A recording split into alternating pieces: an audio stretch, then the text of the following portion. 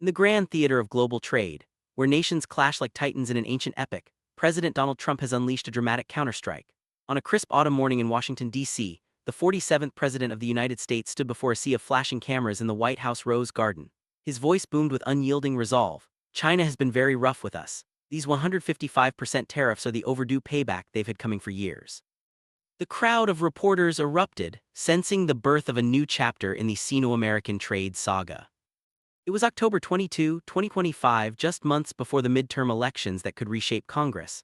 Trump, ever the showman, adjusted his signature red tie and launched into his narrative. For decades, China has looted our markets, stolen our jobs, and treated us like fools. They've flooded our shores with cheap steel, sneaky electronics, and everything in between. No more.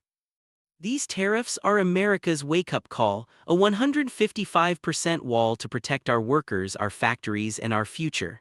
His words hung in the air like a thunderclap, echoing the America First mantra that had propelled him back to the Oval Office.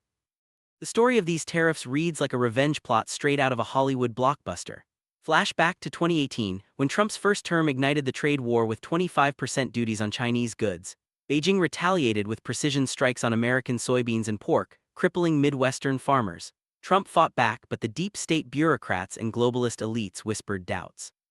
Fast forward to 2025. With a Republican supermajority in Congress and a booming economy, Trump had the power to go nuclear. The 155% tariff slapped on $500 billion worth of Chinese imports targeted everything from smartphones and semiconductors to electric vehicle batteries and rare earth minerals. This isn't just policy, Trump declared, pounding the podium. It's payback. Behind the scenes, the drama unfolded in smoke-filled strategy rooms. Treasury Secretary Scott Bessent, a Wall Street wizard turned Trump loyalist, crunched the numbers late into the night. Mr. President, this will bring back 2 million manufacturing jobs and inject $50 billion into our economy, he advised.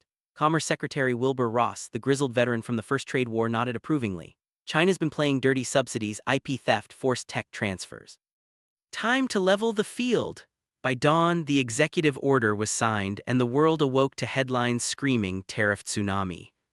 Across the Pacific, in Beijing's Forbidden City, the reaction was swift and furious. President Xi Jinping convened an emergency Politburo meeting. State media blared, "Imperialist aggression will not stand." China fired back with threats of 200% countertariffs on U.S. aircraft, whiskey, and Harley-Davidsons. "This escalates the trade war into economic Armageddon," thundered Foreign Minister Wang Yi. Soybean futures plummeted in Chicago and Apple shares wobbled as iPhone prices loomed higher. American consumers braced for sticker shock. A $1,000 smartphone could jump to $1,550 overnight. Yet Trump's tale isn't without its heroes and villains. In the Rust Belt town of Youngstown, Ohio, steelworker Mike Kowalski cheered from his local bar. "Finally, China's killing us, but Trump's saving us." Kowalski's mill, shuttered in 2019, was rehiring thanks to preliminary tariffs. In contrast, Silicon Valley CEOs like Tim Cook lamented the disruption to their China supply chains. Economists split like a fractured Senate. Nobel laureate Paul Krugman called it economic suicide, warning of inflation spikes to 5%. But free market guru Arthur Laffer countered, "Short pain for long gain, China will blink first." Trump, sensing the narrative's power, took to X, formerly Twitter. "China got rough with us, now they get paid back. 155% tariffs equals JOBS, MAGA, America First." His post racked up 10 million likes in hours, galvanizing his base. To soften the blow, he unveiled a $20 billion farmer relief fund and tax credits for reshoring factories.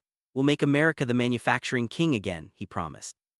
As the sun set over the Potomac, the world watched this high-stakes drama unfold. Would China fold or ignite a full-blown recession? Would U.S. consumers revolt at the checkout line? Trump's tariffs weren't just numbers on a page, they were a story of resilience, retribution, and rebirth. In the end, as Trump often says, it's gonna be huge. The overdue